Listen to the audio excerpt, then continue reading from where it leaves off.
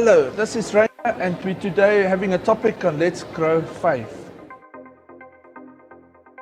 So often in church I get this one question always asked to me, and the question being, I've been in church or 2 or 3 times and I don't see any movement from God. And sadly we live in a society these days, especially with young people, there's become more of what can I get than what I can give. And I often remind people, if we all just get, who gives? And I sometimes feel like people have this idea that God's like this lucky packet. I've tried everything I can, and now I've come to church because it seems to be my last sort of hope, or to youth group or whatever, and I don't see God move. That's a little bit of a wrong idea of who God is, because God's given everything already. He's given us Jesus Christ, He's given us the Holy Spirit, and He's given us a place to live, a universe. And at some point we need to take some responsibility and make something of what was given to us. When we just follow instructions or what God tells us to do, or Jesus, things will be added. But we first got to show our commitment. We can't just come around and then 3 weeks later, I'm too busy now, and off I go and do things, and then expect God just to be there all the time. It is a relationship with each other. We should look up Jesus too as a person.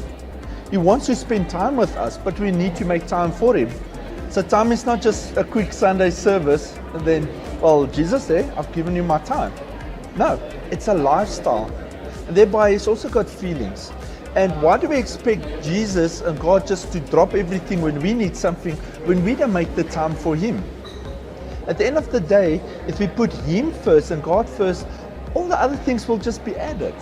So let me just read a verse in Hebrews 11, verse 3. It says, by faith we understand that the entire universe was formed at God's command. That what we now see did not come from anything that cannot be seen. So everything we see comes from God. But I want this, I want that and that. He's given you a planet and everything to live on. That's up to you what you do with it. Let's go on. It was by faith that Abel brought a more acceptable offering to God than Cain did. Abel's offering gave evidence that he was a righteous man. God showed His approval of his gift. The interesting thing here, again, we always say, what can I get from God? In this case, Abel gave everything he had to God. And God saw that as faith.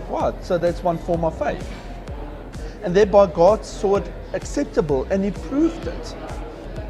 And so sometimes we must just get back to realization that it's not always about me, what I can get and so on, but sometimes of what I can give to Jesus, what I can give to God, my time I make, and even my offering.